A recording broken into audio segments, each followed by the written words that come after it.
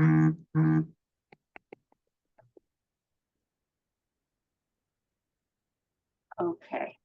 so our topic today is going to be Sarah and Hagar.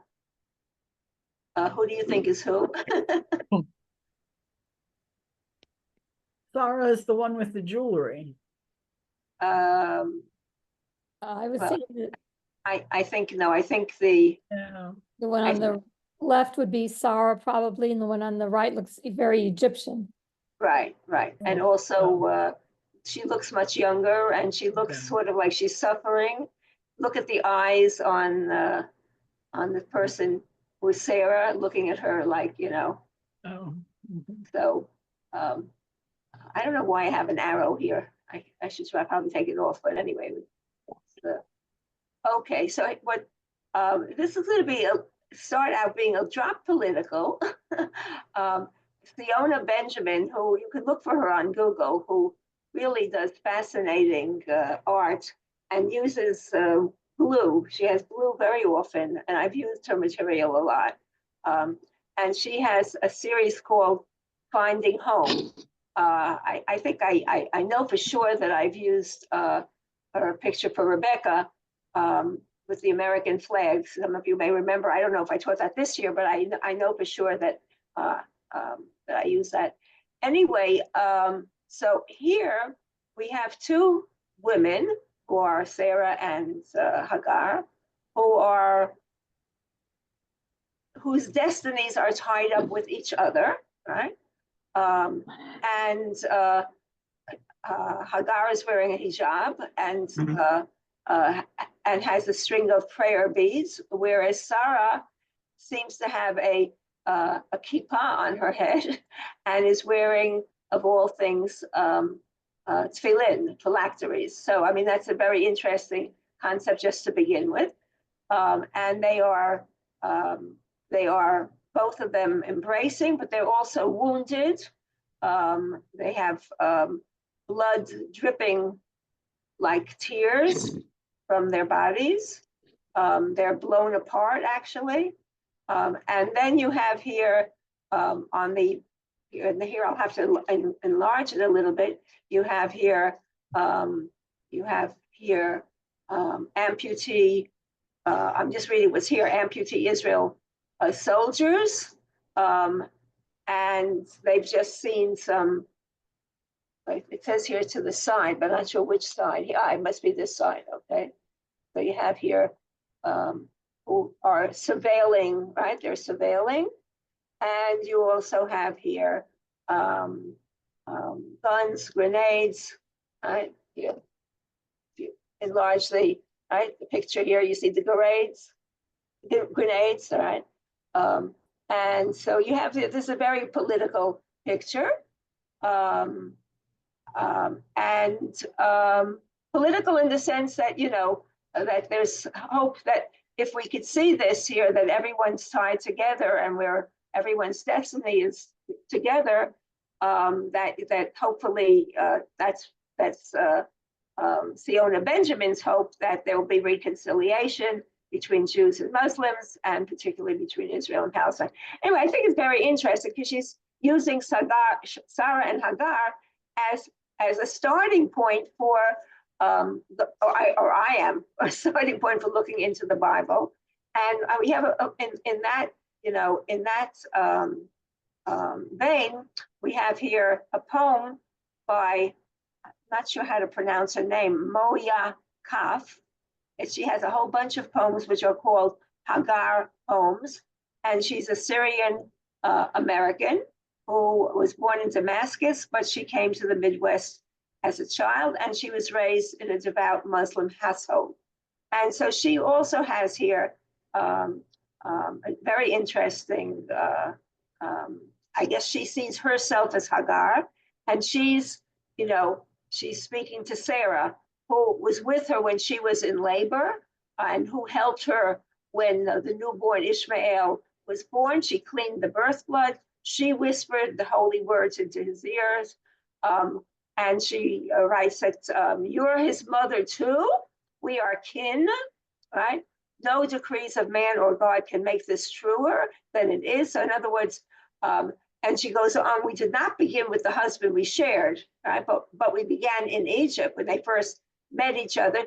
Following the Midrash, she says, when I was royalty and you were trembling in the house. In other words, maybe this is the time when Sarah was sent by Abraham to save his neck, and she was in Pharaoh's house, all right? You knew so she felt for when she was in the higher position, she felt for Sarah. You knew exile and I knew exile. You suffered and I suffered. Kinship can be changed but not destroyed. We're kin. We've shared lots of stuff together. We've eaten broken bread together, sacred as a challah braid at sunset. All right. We're kin. We are from knowledge of the name. You had the first letters, I had the last, and putting them together, we spelled out the secret. What the secret is, I'm not sure, but clearly this is a very positive poem, seeing the commonalities between Sarah and Hagar. Okay. If we go to art, we see something a little bit different here. And then afterwards we'll look at the passage that we're referring to. So Sarah is bringing Hagar to Abraham. She really looks like an old hag. I think we've seen the picture of this old woman in other paintings. She looks a little bit like Deborah painting that we've seen, but maybe not. Apologies, please speak, because we're not. And here Whoever painted this obviously didn't read the Tanakh, because Sarah is described as being beautiful. right. But old, so they're focusing on the old. Right? But he doesn't look like such a bargain either. What? He doesn't look like such a bargain either.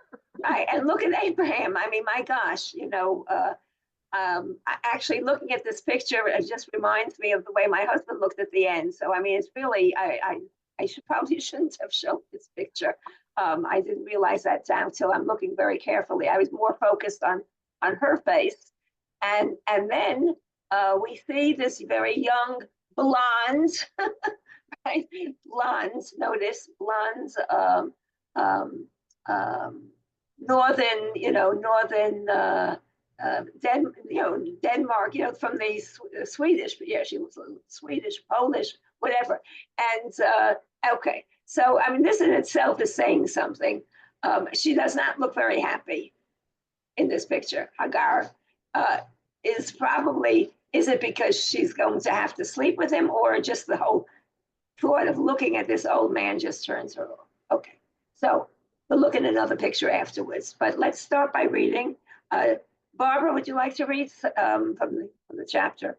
Okay. Sarai, Abram's wife, had borne him no children. She had an Egyptian maidservant whose name was Hagar. And Sarai said to Abram, "Look, the Lord has kept me from bearing. Consort with my maid. Perhaps I shall have a son through her." And Abram heeded Sarai's request. So Sarai, Abram's wife, took her maid Hagar the Egyptian, after Abram had dwelt in the land of Canaan 10 years, and gave her to her husband Abram as a concubine. He cohabited with Hagar, and she conceived. And when she saw that she had conceived, her mistress was lowered in her esteem. And Sarai said to Abram, "The wrong done me is your fault. I put my maid in." Oh, there it is, yeah. I myself put my maid into your bosom. Now that she sees that she's pregnant, I am lowered in her esteem. The Lord shall decide between you and me. Abram said to Sarai, "Your maid is in your hands. Deal with her as you think is right." Then Sarai treated her harshly, and she ran away from her.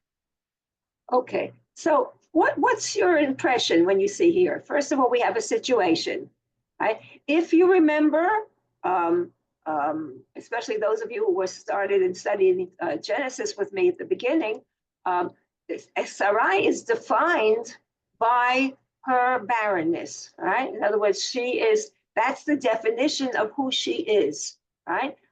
So we're not surprised that she has had children up till now, all right? We're in chapter 16. There's a similar, not a similar, but later on in chapter 21, we'll have another version of this where she's also sent out. But at that point, she's given birth to Ishmael. Here, she simply is, she's simply pregnant, okay? Why does Sarah blame Abraham? Why does Sarah, she's actually Sarai here and he's still Abraham. It's hard for me to say that, but she hasn't had her name changed yet, nor has he. Why do you think Sarai is angry at Abraham? He didn't have Viagra, but he was able to impregnate her. Okay. And not Sarah. And maybe she's just bitter because she became pregnant, even though Sarah has never been pregnant. Okay. On the other hand, she specifically gave Hagar to her to have a son through her. Okay. So, but I think there might be something else behind her being angry with him and blaming him for this. Right? It was her request. On the other hand, look at this statement here. Yeah. What's missing?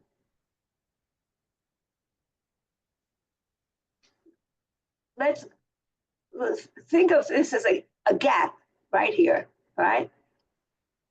Between I shall have a son through her, gap, and Abram heeded Sarah's request. What's missing? Asking Hagar what Hagar wanted to do. Okay, what else? What could Abram say something to Sarah? Yes. Like what? I love you Right. anyway. I love you. Okay, Mhm. I love you. I could live. I already have a child, right? No, sorry. At this point, he doesn't have a child, right? I love you, right? Or how about let's ask Hagar, what does she think about all this? Or are you sure? In other words, the fact that he immediately heeds Sarah's request is could be troubling. And it's very interesting in a haftarah that's read on Rosh Hashanah, which is the story of Hannah. Does anyone remember what Hannah's husband says to her? He says, what do you need a son for? I love you and aren't I enough Right. to Right, replace a son? yeah. On the other hand, there he already has children. So, so one could argue that, it's not as desperate Yeah. here. And there, Hannah wasn't suggesting that he take another wife to have children. Right. So the situation is a little different than here. Right. So, but the point is there's a little bit lack of sensitivity, Yeah. plus the fact that in the past, Abram had no hesitation about taking advantage. I think we've discussed this, I don't remember where, about taking advantage of Sarah's barrenness to send her off to sleep with, Pharaoh, and because he didn't have to worry about her getting pregnant, right? She is a barren woman, so she can, be sent off, and probably more than the 2 times written in the Bible. We only have it written in the Bible twice. Okay, so this is one thing. So there might be some resentment, Sarah's state of being barren, the fact that so quickly Hagar gets pregnant, all right? It doesn't even say how many times he cohabited. It says he cohabited with Hagar and she conceived. Maybe it was the first time even. We don't know, all right? And then we have this little statement here, which of course is made a big deal in the Midrash, because by saying this, her mistress was lowered in her esteem. What does that do to the text?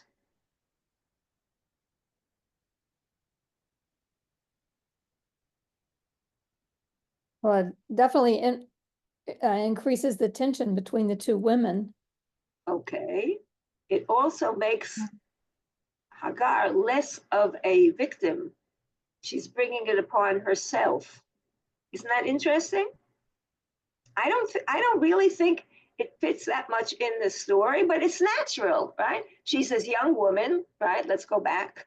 She's this young woman, right? She's somehow or another managed to get him, not only to, to get him to give her, to ejaculate and give her sperm, or, and happy come into her. I mean, that's not a simple thing for 100-year-old person. They didn't have, what's that stuff called in those days? Viagra, right? They didn't have Viagra in those days. So the fact remains that she has managed to do something, and so it would be natural, all right? But then she says, the wrong done me is your fault, okay? And now I am lowered in her esteem. So in other words, somehow or another, she's blaming Abraham for being lowered in her esteem. And then again, what does Abraham say? Do whatever you want. Right? This is a very different Abraham that we're going to see in chapter 18. Whenever you get a chance to read it, we've already passed there, but you can go back and go back to chapter 18, which is when Abraham fights for the rights of the people in Stone, right? This is an Abraham who just doesn't seem to care that much about, the woman he has just impregnated, okay? And sure enough, Sarah treats her harshly and she ran away from him. Okay. So I think this is very interesting. So we have here also some other pictures here of, yes, Stevie, you raised your hand. Yeah, I see. The issue is that the Bible doesn't tell us everything. Right. And we don't know how ecstatic Abraham was to have when he hears that Hagar is pregnant. So that could be why Sarah is blaming him for his reaction. I'm going to be a father. I'm going to be a father. He starts doing stuff that, and so that would naturally make Sarah look bad to everybody, not just to Hagar, but to everybody, that Hagar is now taking Sarah's place. If that's how Abraham reacted, and we don't know that because there's that gap. Right. Excellent comment. Yes, Barbara. Oh, my comment is about the infertility issue. Prior to Hagar becoming pregnant, they didn't know, was the issue with Abram or was the issue with Sarai? And now that Sarai finds out that the issue probably is her and not Abram, or that looks like he can have a child, that's definitely going to affect her attitude and how she feels about herself. So she's going to react more strongly to the reactions of Hagar and Abram. So that certainly wasn't something that I think was considered, but as was said, Okay. the story doesn't tell you Okay. everything. Now we know. Although she has been defined as being, an akara, as being barren. I mean, that is her definition, going all the way back to the end of chapter 11 with the genealogies. That's her definition. Akara v'lo yalda vlad. In other words, she is barren and has not had a child. So in other words, it's been cemented. That's who she is. But okay.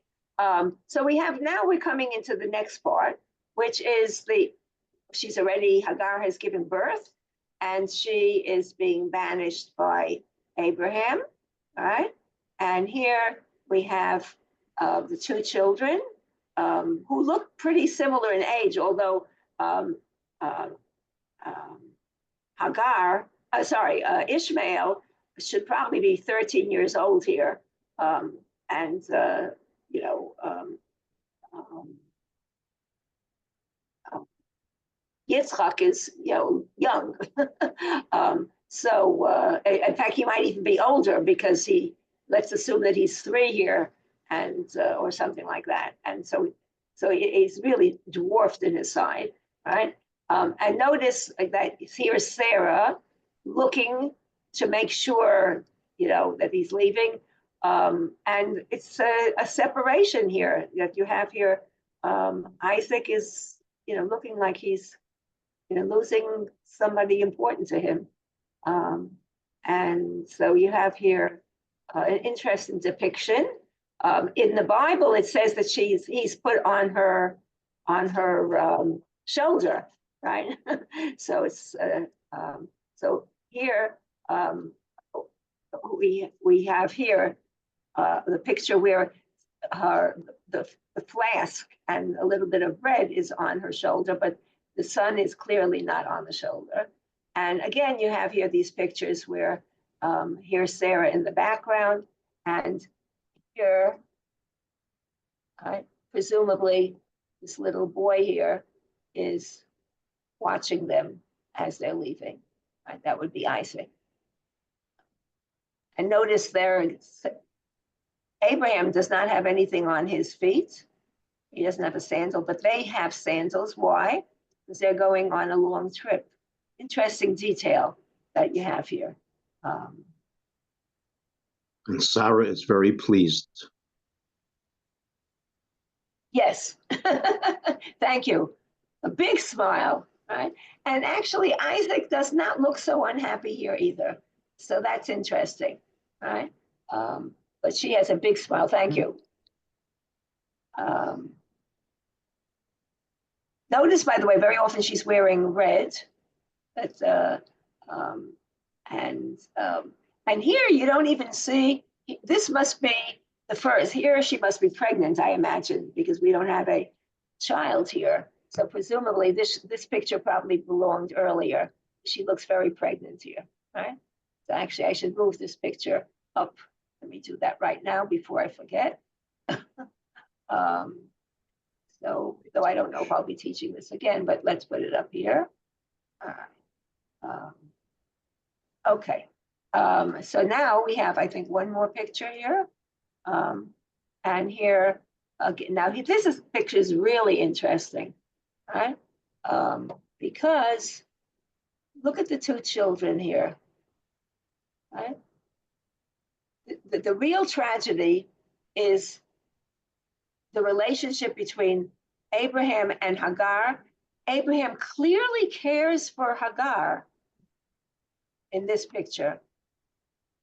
And Sarah is hiding behind there, keeping her eyes to make sure that all goes well. And notice the light coming down here, and the 2 children are looking at each other, and he's looking longingly. So the tragedy really is Abraham, who is losing someone dear to him. Notice one hand is on the child, and the other hand towards Hagar, and down here is little Isaac, who may not understand what's going on. It's not clear, but clearly Ishmael understands. Look at the longing look at the longing. So we have here what, you know, and here's a description of that particular picture. I don't think it's necessary for me to read it because pretty much the poignancy of the scene, all right? Neither she nor Ishmael have turned their back on Abraham. They hope perhaps for a last-minute reprieve. That's interesting, by appealing to Abraham's affection and compassion. All right. And then we see on the bottom an emotionally ambivalent separation between the 2 youngsters. Okay. This is interesting. His younger brother Isaac smiles and stretches forth his father's mantle as if offering to share Abraham's legacy. That's very interesting. Now that I had not noticed. Look at that. Right? So in other words, this is like, you know, a child offering something valuable to the other one. Like, take this, let's keep the connection going. it's a beautiful, beautiful rendition here. Right, this is 17th century. Okay. We're going to skip this, but because I'm no longer, when I tape, I no longer show you dim by im. But basically, here you see the very negative relationship between this is Sarah and this is Hagar, as she's sending them off, and very, very negative.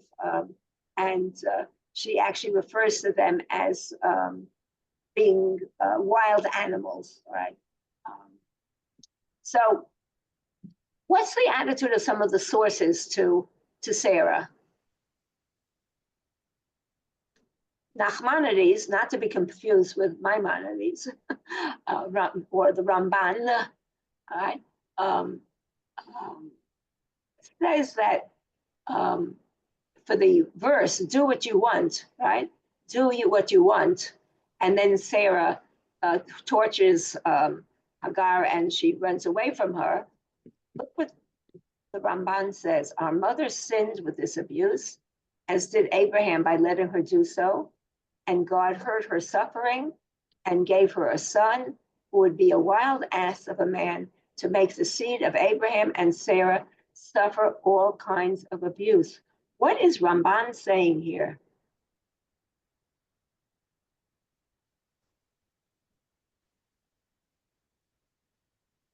Well, it makes it sound like he's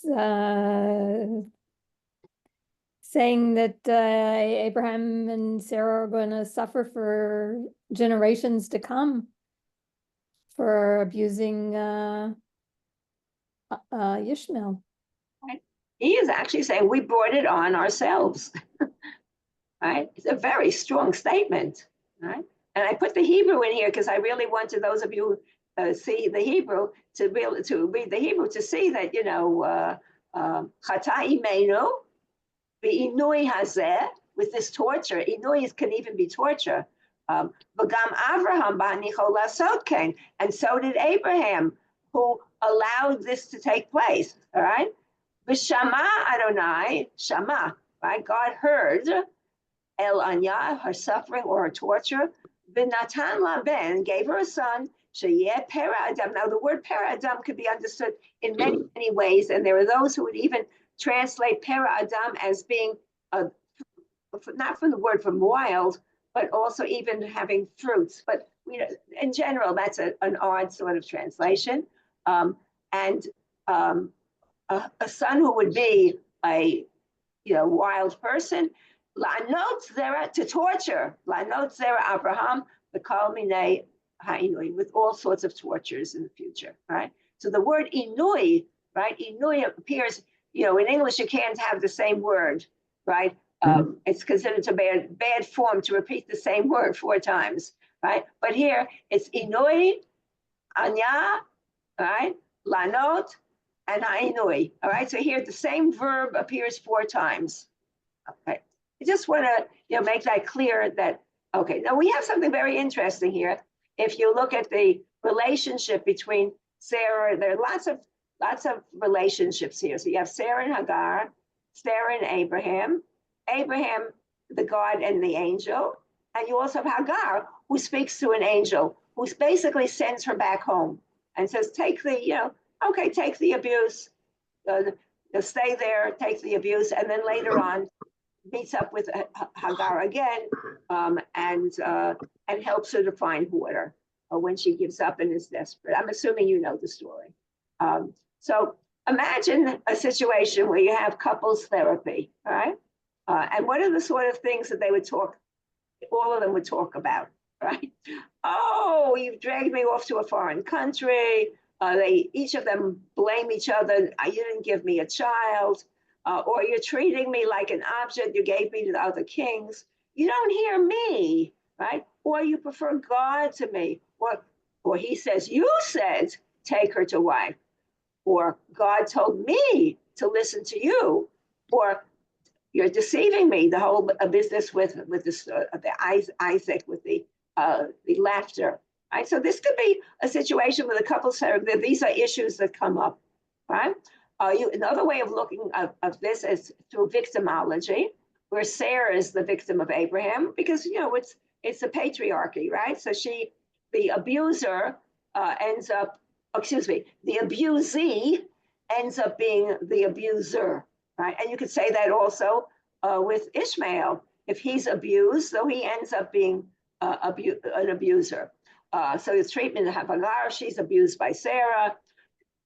She's abused by Abraham. She's even abused by God, and the angel will tell him, go back home and accept what they do to you. And Ishmael is victim of Sarah, Abraham, and God. Another is redemption. You can have a friendship model where Isaac and Ishmael are friends. Commonalities of the women, both are wives of Abraham, right? So they're both friends. They could be friends, like we saw with the earlier poem, right? They could have a lot in common. Also, at the end of the book, according to the Midrash, Abraham goes back to Keturah, which according to the Midrash is Hagar after Sarah's death. So they end up having a relationship. And through that, Abraham ends up having a relationship with Ishmael. He never loses contact with him. So this could be a friendship model where all is not lost. You also could see Hagar as a heroine. She speaks to the angel. She saves her son. It's true, she dumps him first, but then she saves him. She's active, especially in the Quran. She runs around and runs and runs and runs till she finds water. And in the Quran, she herself is an Abraham figure, very much like Rebecca, very strong figure, who is the founder of the Ummah. So she could also be seen as a heroine. In an article I wrote many years ago, but was only published in 2003, it was called Will the Real Hagar Stand Up? And I showed how she was a battered woman in my book, by the way, which the translation is done. It's already has an index. I'm hoping it will come out by April, May. I have a whole section about her as a battered woman, where she also foreshadows Israel as a battered nation, right? And the article also hints at the political realities in Israel. Okay, so let's skip here because we don't have to. This is just stuff that I wrote many years ago. And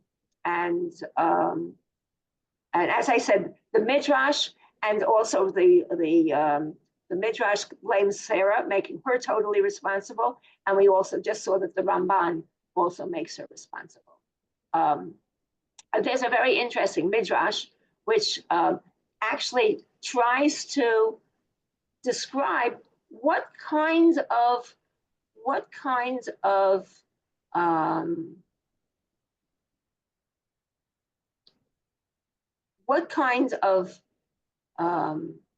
abuse does Sarah do? So Rabbi Abba said she restrained her from cohabitation. Rabbi Brechia said she slapped her face with a slipper. Rabbi Brechia said in Rabbi Abba's name, she bade her carry water buckets and bath towels to the baths. The point is that she is giving her menial work, she's mistreating her, she's humiliating her, and maybe even slapping her face with a slipper, even giving her physical abuse. Here's an interesting picture with Marc Chagall, where I assume this is Sarah sending off Hagar with the baby boy, but it's very interesting here, this particular picture. Anyway, this is, okay. So many years ago, I wrote a tale, which is, how are we doing with time? I wrote a tale, which is fairly long. It's called Sarah's Three Lives. It was my very, very first, I was very excited. It's my very first Midrash to be published. It appeared in the Journal of Reform Judaism in 1986. I had started writing Midrashim in 1985. I used to, people who, none of you are aware of this, but I put them out in a I was teaching at the university, and then I put them out in a, I even used some research money to put them out in a pamphlet form. And I would go to rabbinical conferences with my husband and peddle my midrashim there. And people would buy them for whatever, you know. And then later on,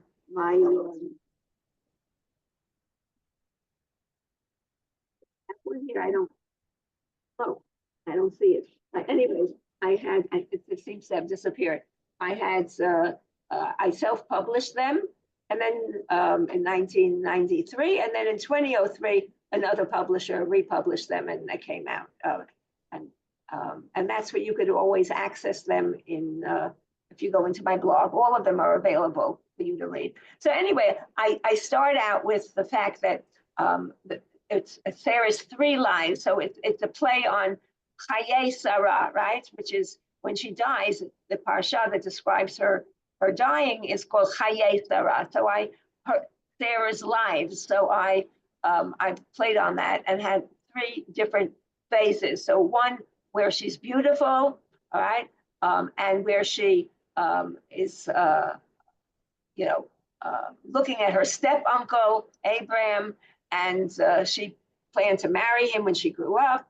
And then they were a congenial couple. They were very happy. And then she gave up her comforts when they began to go off to the promised land, and they had no idea what would happen there. All right.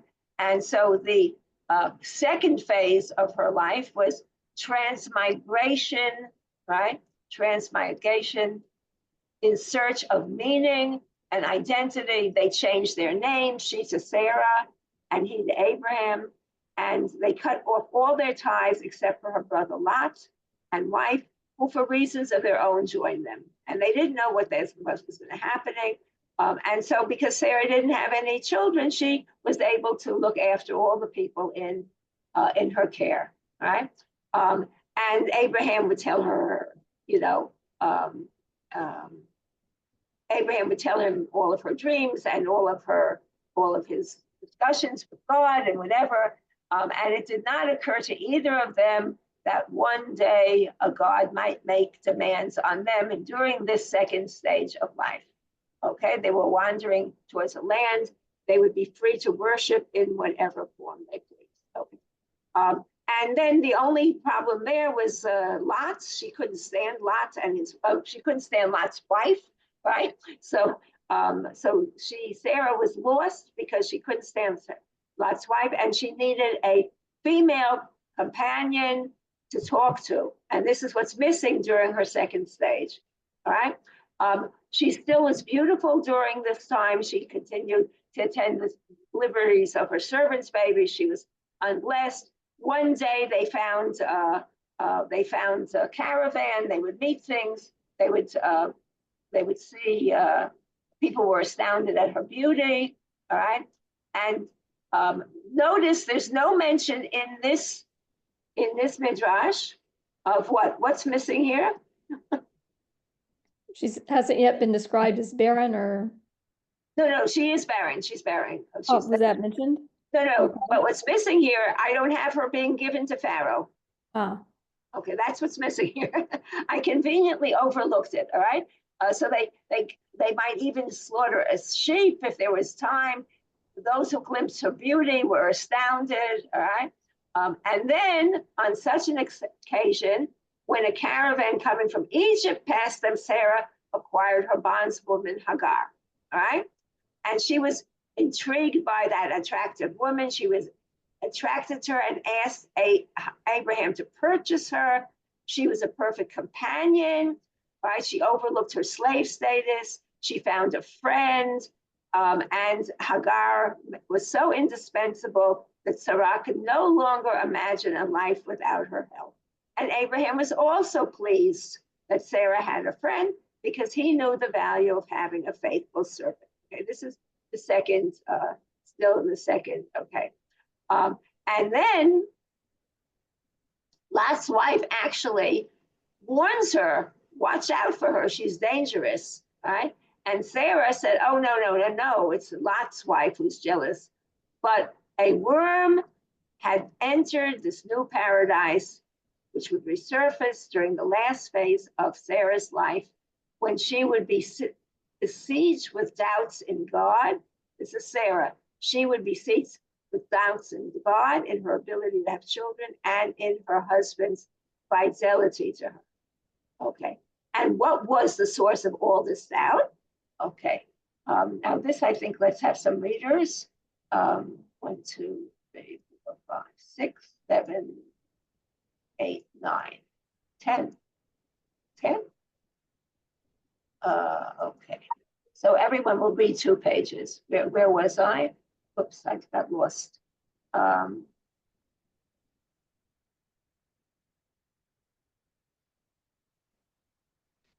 I think we were up to here. What was the source of all this out? Okay, so Stevie, you read 1, Barbara 2, Sue 3, Norman 4, Toby 5, Joyce 6, Geraldine 7. Okay, and then afterwards we'll go back to 1, 2, and 3. We'll continue to read after Geraldine. Okay. What was the source of all this doubt? Hagar had exposed Sarah to the sophisticated religious ideas of the Egyptian upper class. She caused Sarah to question the existence of God, who demanded unwavering obedience without giving anything in return. Her mistress had given Abraham's God her allegiance, yet she remained barren. For the first time, Sarah mocked Abraham's belief that he would father a dynasty. We are unable to have children, yet you persist in talking about descendants who are as many as the stars in the sky, she taunted him. The only way you will get a child out of me is through my bondswoman, Hagar. Abraham did not hear the malice and discontent underlying Sarah's outburst. Instead, he chose to understand her literally and took Hagar to his tent. After this, Sarah was violently jealous of Hagar and sent her back to the servants' quarters. When Hagar was clearly with child, Sarah was so abusive that she fled to the desert. Abraham, however, intervened and insisted she take her back. The relationship between the 2 women was constrained after that. Sarah felt old and impotent for the first time in her life. Seeing the woman she had adopted as a bondswoman nurse Ishmael, her husband's son, kindled her jealousy. During this phase of her life, she was full of doubts about herself and God. The only thing she knew for certain was that her own childbearing days were over.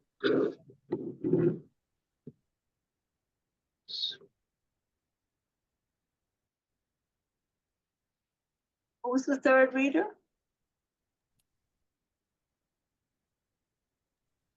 Sorry. 13 years went by. Abraham related to Sarah the idea of a covenant which would bind him and his people to the one God. His part of the covenant was to circumcise all of his male relatives and servants. In exchange for this tangible sign of faith, God had promised him another son, one that would come from Sarah's womb. This son, not Hagar's son, would be the heir. When Sarah heard this, she laughed until her sides ached. Abraham, however, took this seriously, and shortly after he had recovered from the circumcision, he came to her tent. It was a miracle. Sarah conceived, and the effect on her was therapeutic. Carrying the child rejuvenated her physically. She was high-spirited and content again. When the child was born, she even named him Isaac, laughter, as an ironic reminder to herself of her former lack of faith, and vowed to raise her child as Abraham wanted. She even agreed to his circumcision, which was done when he was 8 days old. Now that she and Hagar had children in common, the 2 mothers became fast friends again. Ishmael felt very brotherly toward Isaac, and Isaac idolized Ishmael. When Isaac was weaned at the age of 3, Sarah noticed that he was always running off to Hagar's to play with Ishmael. She began to wonder whether Ishmael's influence on her son, the heir, was healthy. She thought, why, now that I've stopped nursing him, he spends more time with Ishmael than he does with me. Why does he go over there so much? He's my son, not hers. Is she more fun than I am? What's the attraction? Will she take away my son as she took away my husband? At their evening meal, she discussed the problem with Abraham. I'm afraid that Hagar is teaching Isaac to believe in the gods of Egypt. She taught me about them a long time ago, but I have not encouraged her to teach our son about them. Knowing how Abraham felt about pagan gods, she anticipated his reaction. Abraham shouted, "You must do something about that woman. It is intolerable that she undermine us. Isaac is the one who will carry out the covenant. He is the heir. His thoughts must be pure. He must not be contaminated by being exposed to her lies." "So, you won't object if I send them away?" she asked softly. "Would that you could dismiss her alone without my son Ishmael," he complained. "But do what you have to do." Armed with this reluctant permission, she immediately contrived to create a scene that would give her an excuse to send both Hagar and Ishmael away. She was too honest a person not to be disturbed by what she had done. After they were gone, she had time to reflect on her action. She knew it was wrong. She also missed Hagar. Isaac, too, was unhappy, since he didn't understand why his extended family had suddenly deserted him. He no longer had an older companion at his beck and call. When Isaac discovered Sarah's role in sending them away, he retaliated by seeking out his father for religious guidance, something which he had shunned until then. Abraham was delighted with this sudden resurgence in faith and began to instruct him in earnest about the nature of God, the meaning of the covenant, and the responsibilities of being a chosen people. They were always together discussing theology and excluded Sarah from their conversation. Hagar was gone, but her legacy to Sarah was doubt. She now withdrew into her completely. She had no one, for Abraham loved God more than he loved her. Moreover, it was a God she no longer believed in. That their views were no longer compatible became clear to her on the day that Abraham told her how God wanted to test his faith. He has asked me to take Isaac to a distant place. I will be gone for about 3 days, Abraham told her. You are too old to go on such a long trip, she stated emphatically. She then asked, when will Isaac return? I don't know if Isaac will return, he lied. God wants to see if I am willing to obey him, even if I do not understand his ways. But how can you? What if he asks you to push him off a mountain or leave him alone in the desert? I will do what I have to do. Starting from the beginning again. Yeah, the first person.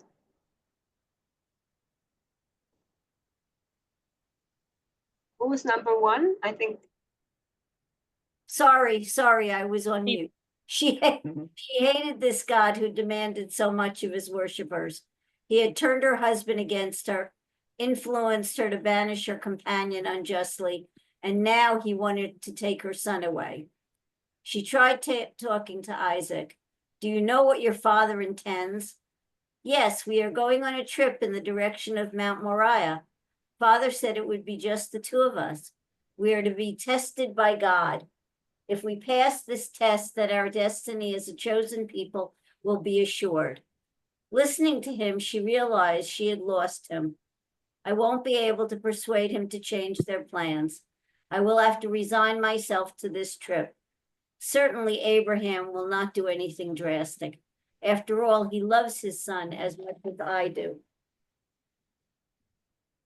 3 days later, while anxiously awaiting their return, she saw Abraham in the distance. Abraham was alone, unaccompanied by her son Isaac. She groaned in disbelief, thinking he has left him to die by himself on the mountain. This was her last conscious thought as she collapsed. The third and last phase of her life had ended. Thus Sarah was never to know that Abraham's God was a God of mercy, who would never demand human sacrifice, though he had pushed Abraham to the ultimate test. The reason Isaac had not returned was that he needed some time by himself to recover from his brush with death. Sarah died with her doubts intact. Neither Abraham nor Isaac knew that their faith in God was partly responsible for Sarah's death. Her lost faith was never regained. She took her grief and doubt with her to the grave. Okay, that's the end. So, um, um, so I think that, I believe this is, I don't think, no, this isn't very relevant here. This is simply a conclusion that you have, different traditions that emerge from this biblical tale. But what do you think? I mean, I'm not so sure that I would even write this the same way today. But what do you think? What do you think of Sarah's having doubt in the end? Does that speak to you, or does that seem far-fetched? Let me just stop for a second, and then I'll come back. I actually like what you did with Sarah. I mean, it made her very human. The Bible, in my eyes, the Tanakh story makes her very one-sided, kind of the bitter, nagging wife, out kind of for revenge. And I thought this made her very human, and I thought her doubts were legitimate. I mean, this whole monotheism is very new. And if some of us in the modern age are having doubts, can you imagine being one of the first to be called on to, why would you jump in blindly, and blindly accept it? Okay, by the way, the whole paradigm of Isaac's, sacrifice being the stand-in for Israeli mothers sacrificing their sons, I mean, there's that as well in the story here. But I think that also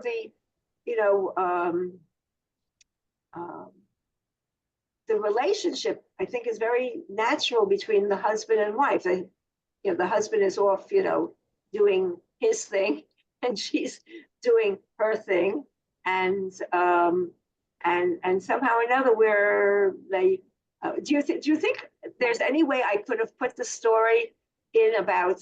I don't think it would work about Abraham giving her away to Pharaoh and Abimelech. I don't think it. I don't know why. I mean, I remember I wrote this many years ago, and I don't know why I totally ignored that. I mean, it's interesting just thinking now to myself, how did I get away with ignoring that? I mean, it's so such a crucial thing that happens twice. Do you think I could have put that in if I, in any way, would it have changed things?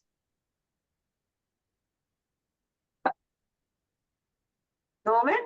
Certainly in modern times, I mean, it's a horrific story. He's pimping her. It would be very hard to support Abraham after that. Maybe I'd have to have a fourth stage. Yeah, I don't know. It's funny. I don't know if it was a conscious decision not to put it in there. I really don't know. I mean, what I have to tell you is all of these stories, when I decided to write them, they all came out flowing, right? They all totally flowed out in a period of from around Rosh Hashanah till Purim, something like that. They just, came out. So I have no idea, but I mean, looking back, it's like I'm a different person than I was in 1985. So although I think the story is still a good one. Okay, I'd like to just share with you one other. I have much more material here, but obviously we're not going to have time to share all of it. But let me just go back to sharing the screen again. There's one last poem here, which I Googled today to see if I could find the author. And I have a feeling that I wrote this. I really don't know. I wrote here, author unknown. Did I write this? And I Googled a whole bunch of, and it's my style. So, but I don't remember writing it. That's what I have to tell you. So, and I could not find it. So, so would you like to read it? Sure. Hagar. She beckons. He sends me away. I, pregnant with his son, desperate for love, companionship. The messenger says, return. Take your abuse like a woman. Promises a bright future. Ishmael is born. All is well. Isaac is born. Ishmael has a little brother, a companion. She beckons again. Hormones raging insanely. That dirty little boy, son of her, he will not inherit with my son. Send them away. He grieves, but listens. Alone again with my son, kicked out of my home, no one to provide for me. Alone, no water, shade, food. God's providence is here. We wander off into the desert, safe again for a while, until the next time. Again, I think I wrote this, but I don't know. I'm telling you, I really tried to find out who the author was. Here you have another untitled a poem that was written in Hebrew by Ruchama Rice. It was translated, I guess, by her. No, it was translated. I'm not too sure, but this is what she writes. It doesn't have a title. You poor old thing, what were you thinking? And why so late in the game?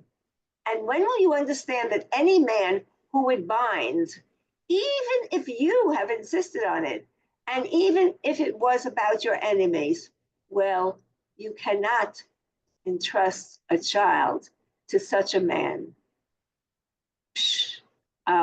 It says here, Sarah Iveret. Sarah Iveret means Sarah is blind. I'm not sure what that's doing at the end. Sarah Iveret. Not sure why it's not translated either. Anyway, so this whole idea of moving from the political to the personal, from the public to the private, right? And the abused mother and the threat to Isaac's life comes from an abusive father, right? Who has the history of hurting members of his family. It's all very, very complicated. Ruchama Weiss is a fascinating person, by the way. And I don't know how comfortable she is in English, but she's an amazing teacher. And here's another one. And then we'll stop with that one. It's, wait, let me see. If I have to choose one, do I want to choose this one? Actually, let's go with the shorter ones. God tested Abraham, not Sarai. And maybe this is the essence of the woman's merit. He who created her womb and placed in her the pain and the birth did not dare to test his mercy. Would he be able to bear her suffering? That's really interesting. And the he here, I assume, is God? would he be able to bear her suffering? Abraham. You think that he, because it's not capitalized. He's a reform rabbi. She's like probably connected with the movement. I'm not sure, but or it's Abraham. Okay. So the fact is that God decided to test Abraham and not Sarai is also very interesting. Okay. We have time for one last one, even though we're a drop over time. Norman, you want to read this one in the beginning? These Sure. are all translated. How could it have happened? And where was Sarai? How could she trust such a tyrannical God to defend in the last moment? Why didn't she cry out beforehand? When he saddled the ass and loaded the wood, don't raise your hand against the child. Why didn't she stand in his way, whispering through pursed lips, you shall not pass this way as long as I live. Not this child for whom we waited 100 years, not the child of our very soul. This is very, very strong. Okay. Who is being blamed here? I think this is also political, by the way. Who's being blamed here? Sarah for not Sarai. stopping it. Right, right. And if it's political, what is the point here? That the mothers shouldn't agree to let their sons go off to war. Right. I think that's behind it. Okay, so so this is one last picture of Hagar. Of the picture, it's called Hagar, but it's a migrant mother who's alone without her son. She's in the front, all right? And this is, just look at her eyes here. It's called Hagar. Amazing picture to take with you. Okay. Especially now when migrants are now being in the States. We all know what's happening. We don't have to belabor it. Let me just stop the, where's the stop recording? Okay. Yes.